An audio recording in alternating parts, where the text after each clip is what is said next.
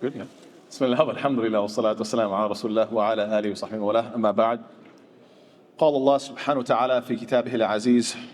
Allah Ta'ala tells us in the Quran, فَلَوْلَا إِذْ جَاءَهُمْ بَأْسُنَا تَضَرَّعُوا وَلَكِنْ قَسَتْ قُلُوبُهُمْ وَزَيَّنَ لَهُمُ الشَّيْطَانُ مَا كَانُوا يَعْمَلُونَ.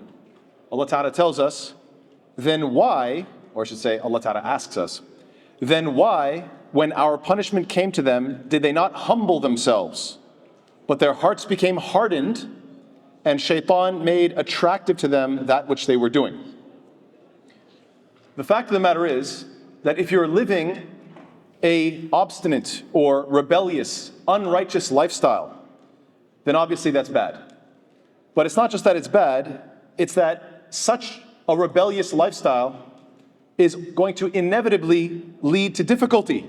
Because Allah Ta'ala describes His Messenger ﷺ by describing him as somebody who brings you a lifestyle and a methodology that's going to give you ease in your life. Allah Ta'ala says, describing His Messenger, يَأْمُرُهُمْ بِالْمَعْرُوفِ وَيَنْهَاهُمْ عَنِ الْمُنْكَرِ وَيُحِلُّ لَهُمُ الطَّيِّبَاتِ وَيُحَرِّمُ عَلَيْهِمُ الْخَبَائِثِ وَيَضَعُ عَنْهُمْ إِصْرَهُمْ وَالْأَغْلَالَ الَّتِي كَانَتْ عَلَيْهِمْ.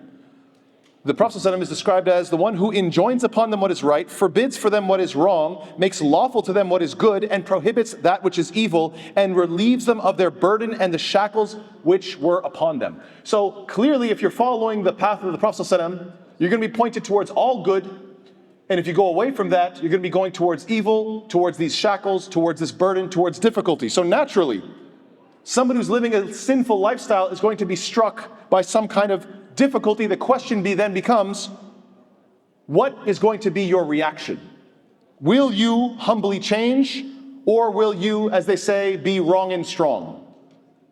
Will you be wrong and strong? The Prophet ﷺ says, وَيْلٌ لِلْمُصِرِّينَ الَّذِينَ يُصِرُّونَ عَلَى مَا فَعَلُوا وَهُمْ يَعْلَمُونَ. Woe to the stubborn people. Woe to the stubborn people. Those who insist upon evil even though they know exactly what they're doing is wrong. One manifestation of a hard heart is that the person never considers that perhaps their problem is coming from within. They always think that their bad circumstances can be blamed on somebody else. It's not my fault. It was because of my friends. They were unfair. No, you know what? It was my parents. No, it was my family. No, it was my teacher. That's the one who cheated me out of my degree. No, it was my boss. They were the reason I got fired. It wasn't my fault. It's society's fault. It's the government's fault. It's the ummah's fault. Na'udhu billah, it's God's fault. It's the fault of Allah Ta'ala. A'udhu billah. Never thinking that in all of your bad experiences, the common denominator is clearly you. As they say, the call is coming from within the house. Maybe you are your worst enemy. You always have to consider that, but that requires humility. So when hardship happens to you, and by the way, hardship is what? Hardship is when you are humbled, right? When something bad happens to you, it's as if Allah Ta'ala is taking you from your high horse and saying, get down. You're going to get sick. You're going to get injured. You're going to be wrong. You made the wrong decision. I'm going to humble you. Take it. Take the hint. Become humbled. Accept it. Say, you know what? I just got humbled. I got sick. I got hurt. I did something wrong. Clearly my methodology is not working. I'm being humbled right now. Maybe I should just accept it. Swallow this pill and accept the fact that I should be humble. Maybe it's my own fault. Allah Ta'ala says, وَمَا أَصَابَكُم مِّن مُّصِيبَةٍ فَبِمَا كَسَبَتْ أَيْدِيكُمْ. And whatever strikes you of disaster, it is what your own hands have earned. Have you ever noticed that some people, even in a debate, forget about if sickness happens to you or an injury, some people, subhanAllah, even in a discussion, they will never say, that's a good point.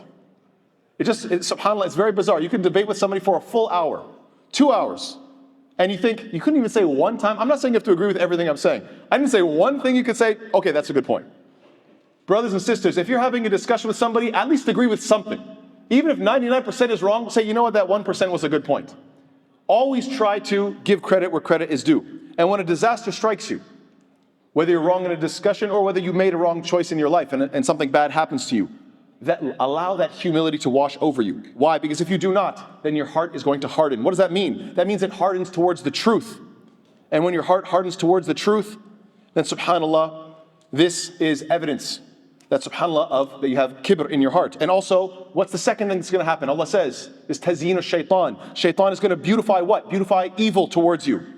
So you're going to rationalize, well, yes, maybe this is wrong, but it's not that wrong. And you know, it's okay, I could do it. You're going to rationalize it to yourself. And I'm sure we've all experienced this. I'm sure everybody knows that one guy. That's not literally one guy, but we all know that person who unfortunately, no matter how much good advice you give them, his heart is always hard towards that good advice. No matter how much good advice you give them, they always reject it. It's like they're impervious to good ideas. Meanwhile, at the same time, no matter how bad of an idea they have, it's beautified in their eyes. Shaitan has beautified it for them. They are susceptible to these evil ideas. So this combination of qaswatul qalb and tazeenul shaitan, these two are a result of what? You should have humbled yourself when you were being humbled. When Allah Ta'ala took you and made you in a bad position, just take the hit, just accept it. And inshallah Ta'ala, you won't have these two evils of hard heart and this beautification of evil. Salama ibn Akwa, he reported from his father that his father said, I was with the Prophet ﷺ, أَنَّ رَجُلًا أَكَلَ عِنْدَ رَسُولَ صَلَّى اللَّهُ عَلَيْهِ وَسَلَّمَ بِشِمَالِهِ, that a man was eating with his left hand in front of the Prophet ﷺ. فَقَالَ كُلْ بِيَمِينِكَ, he said, eat with your right hand instead. قَالَ لَا أَسْتَطِيعُ, he says, I can't. The Prophet ﷺ said, قَالَ لَا اسْتَطَعْتُ, so you can't. مَا مَنَعَهُ إِلَى الْكِبْرِ, nothing was preventing him except arrogance. He said, I can't, no, it's fine, I can eat with my left hand. He wasn't, don't worry about it, I can't, leave me alone. And because of that arrogance, the Prophet said, okay, may you not be able to. And then from then on, the Prophet, it says, what? قَالَ فَمَا رَفَعَ إِلَى فِيهِ, that he was not able to raise his left hand to his mouth. You can't? Okay, you can't. You say that? Okay. You're going to be disrespectful in front of the Prophet ﷺ, in front of the Sahaba. You're going to be disrespectful for the gift that Allah Ta'ala is giving you. You say you can't? Okay, you can't. A'udhu billah. This is being wrong and strong. We should remember the expression, لا صغيرة مع إصرار ولا كبيرة مع استغفار, which means no sin is small with insistence and no sin is big with repentance. What does that mean? That even if you do a small sin, but it's with insistence over and over again, even if it's tiny, that insistence makes it a big sin. And even if you have a huge sin, like a'udhu billah shirk, the biggest sin, but if you make istighfar, you make tawbah, you turn back from that, then inshallah ta'ala, you're forgiven. Like the Sahaba, the best of generations, many of them were doing shirk, and then they made tawbah, they became the best. And we should remember what? وَمِثَالُ ذَلِكَ, and the example of that is قطرات من الماء تقع على الحجر على توال فتؤثر فيه. The example of that is like a drop drips falling on a rock. Even after a long time, what happens? It eventually creates an indentation. So let's not be wrong and strong. Let's allow ourselves to become humbled. And Allah Ta'ala is asking, why not? Why won't you allow yourself to be humbled when I'm humbling you? Just take the lesson and allow yourself to accept that perhaps you were wrong, turn back to Allah, don't have a hard heart, and don't be arrogant. Now, I was requested to make mention of the fact, as I'm sure everybody can see right above me, there are certain needs that the masjid has, and unfortunately we have not been focusing on them.